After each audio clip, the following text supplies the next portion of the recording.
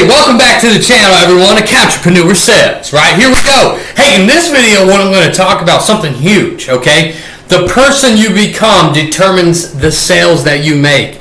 And I feel like a lot of people don't understand this concept. And it's the concept that who you are off the phone bleeds into who you are on the phone. So let's talk about how to build the machine, the revenue building machine, which is you. Let's talk about how to get there, okay? So number one, let's start in module 1 here. Sales is a mirror. I'm going to make a statement that will probably upset a lot of people, okay? Your income has almost nothing to do with sales. It has everything to do with who you are.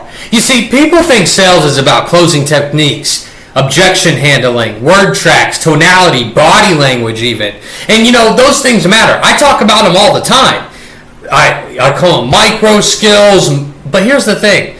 Mainly what they are, they're multipliers. A multiplier only works if there's something worth multiplying, okay? Now, if you're inconsistent, you'll consistently apply inconsistent habits.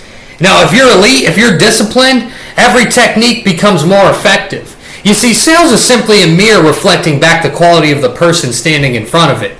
If you improve the person, the salesperson improves automatically. That's why two people can read the exact same sales book, use the exact same darn script, right? Sell the exact same product, and one only makes $50K a year while the other makes $500,000. It's the script wasn't different, it was the person. Okay, I can't stress that enough. So we're all about building the person. Got to build the person, and the money will follow. Okay. Now it's common sense, but a lot of people chase the money. They don't understand about building the machine, which is you, right? I'd rather be a person that is a revenue generating machine, okay, than someone who just doesn't know what they're doing and makes a lot of money. I'm always going to make more money than the person who don't know what they're doing. It's just common sense to me. So read the books. All right. Hey, look, and it goes beyond reading books. I mean, my gosh. But we'll cover that today. Module 2. Okay, Module 2. I want you to title it Identity is the Operating System. Okay, so I want you to think of your identity like the operating system on your computer. Your skills, your habits, your confidence, your communication. Those are applications, but if the operating system is corrupted, nothing functions correctly. Your brain constantly asks one question, guys. Who am I? It's always asking, who am I, okay? Every action you take answers that question. Hey, if you skip the gym, it's a vote. You read the book, vote, okay? Lie, vote. Keep your word, vote. Make one more sales call, vote. Everything you do is casting votes for the person that you're becoming. So eventually what happens is that those votes actually become your identity. And once something becomes your identity, it no longer requires motivation. It just becomes automatic. Like it just hijacks your subconscious. You start operating a certain way because you've been operating in terms of behavioral pattern a certain way for so long that all of a sudden it's just your automatic response system. So you don't want to be negative and poopy pants and blah, blah, and complain about everything and replace education with entertainment. That's how you get up there. Man, you're making me go out of my modules here. But here we go. Module 3, I titled it, Why Reading Makes You Dangerous. You see, at the time of this video, I'm 31 years old, okay? And I feel like there's a big generational gap from 10 to about 40, I'd say, 10 years, 15 years, so about from 30 to 45, I feel like a lot of you don't read at the level that you should.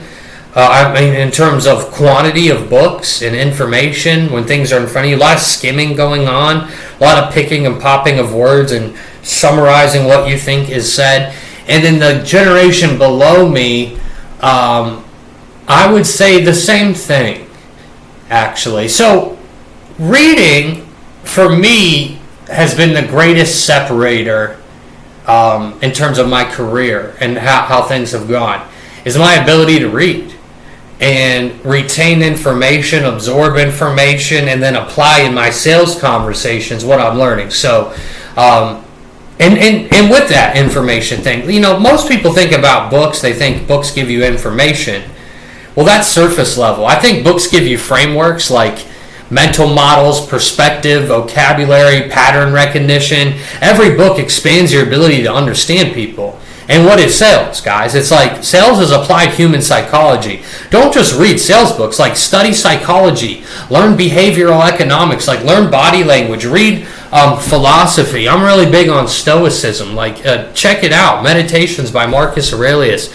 Holiday's a good author as well on Stoicism. But like, and other things in sales, like study negotiations, study history, read biographies of elite performers. Like, I want to learn, like, I like to, one thing for me specifically is I like to find certain people that I would want to be like someday.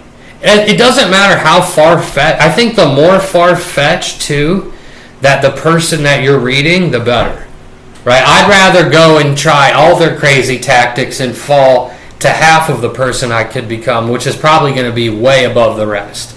Right? So read biographies of elite performers. Study them. Figure out why. Here's why, too, and why I want you to do all of this. Figure out their why, and why this is important. Because every person, whoever became extraordinary, what they do is like they leave clues of success. Success leaves clues, okay? You're borrowing decades of wisdom for the cost of one book. Imagine reading 50 books this year. Do you honestly think, by the end of the year, you're going to be the same person? No, it's impossible. Like, your conversations become richer. Your questions become deeper. Your confidence becomes louder, okay? And knowledge compounds. All right, let's go to Module 4. I think you get my point with that. Read the darn books. But, like, also get into the game. And that's the title of Module 4 is Get into the Arena. I talk to a lot of every day I talk to salespeople every day, okay? And will for the rest of my life. And one thing that they want is they all want confidence. Nobody wants the process that creates it. Confidence isn't purchased, it's earned. If you want more confidence, repetition breeds skills. Like, get an actual sales job.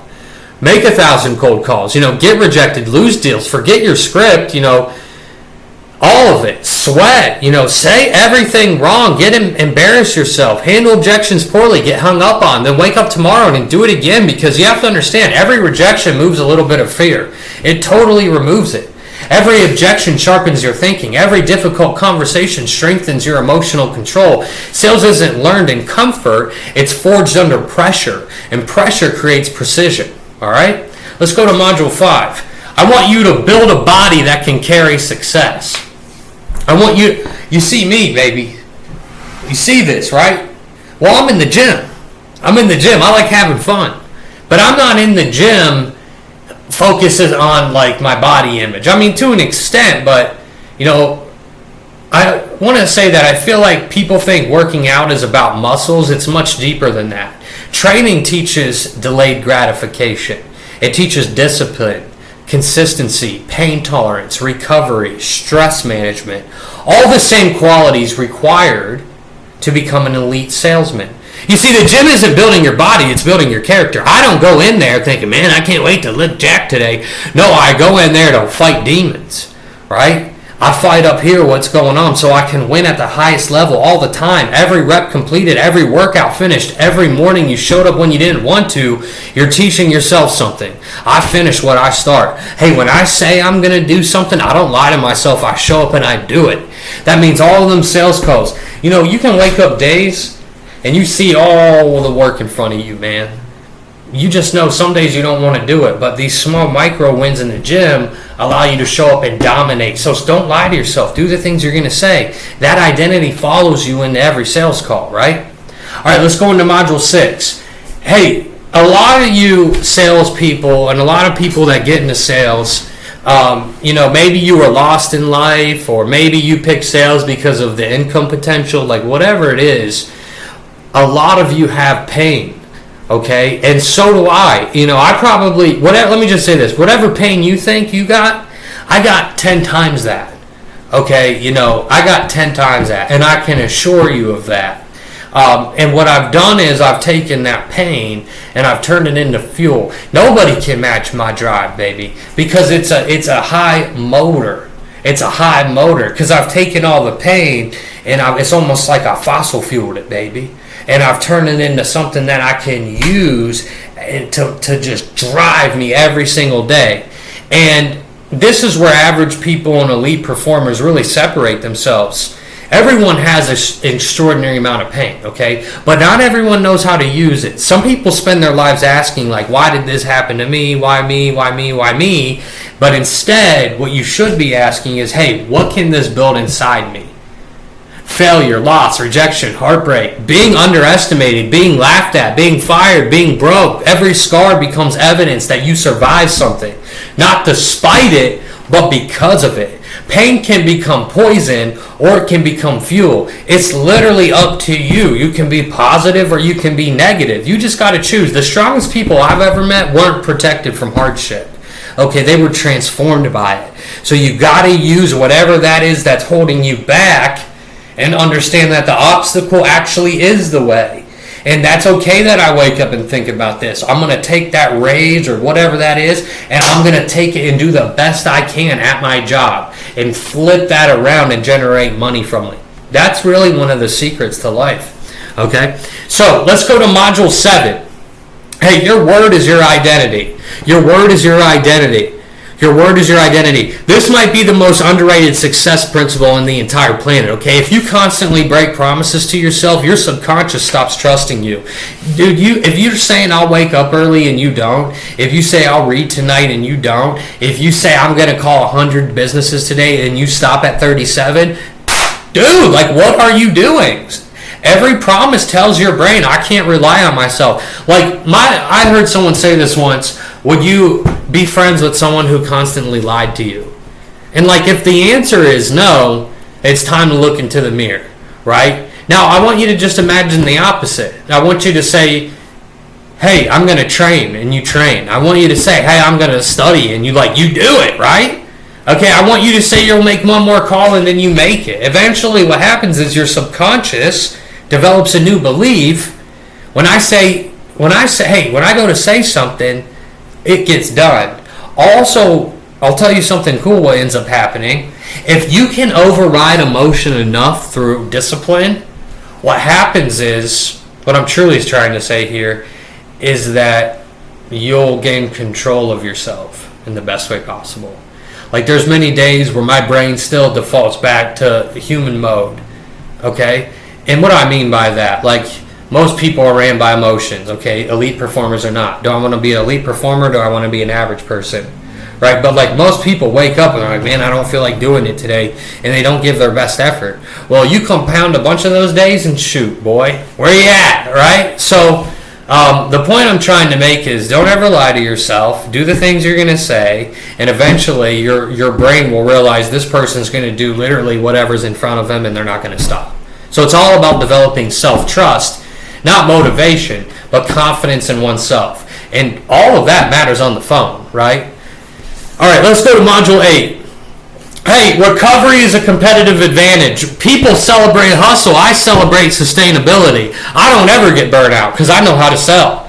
All right? I talk to a lot of reps. I try to tell them, but they don't want to listen. They want to sell and tell, right? Your brain is the greatest sales asset. Protect it. Sleep deeply. Hydrate properly. Eat food that's going to fuel that performance. Take care of your body because your mind lives inside of it, right? I mean, think about it logically.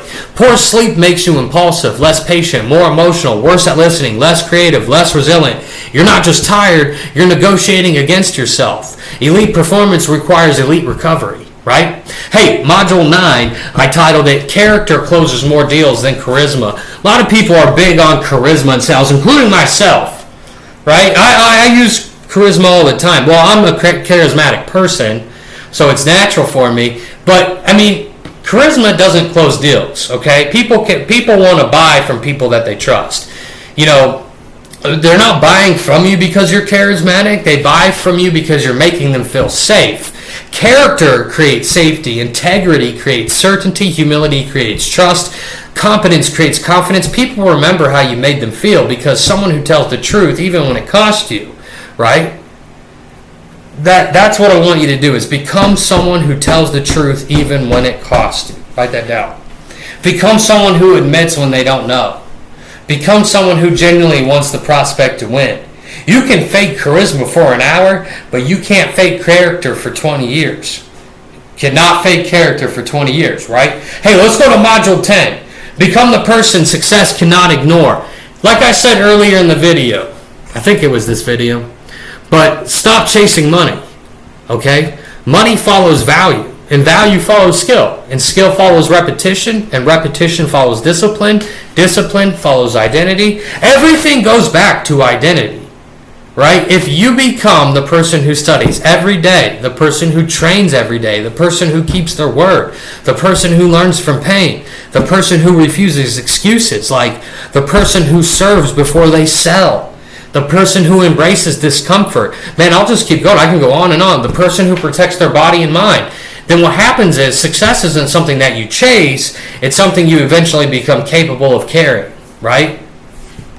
So, let's go to the last thing that I'll leave you with, and I wrote here, the question that changes everything. So I want to leave you with one question, and it's not how do I make more sales, how do I make more money. Instead, I want you to ask yourself this: who do I have to become so that making more sales becomes inevitable?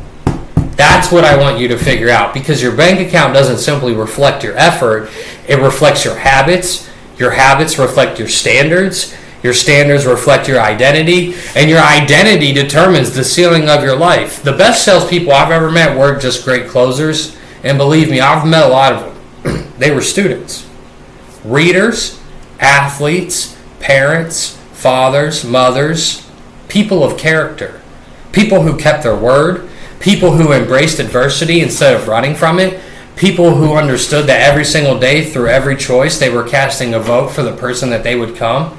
Like, become that person. And one day you'll wake up and realize something incredible. You didn't just become better at sales, like you became someone who wins at everything. So, I hope you liked this video. Make sure you like and subscribe. We'll see you in the next one.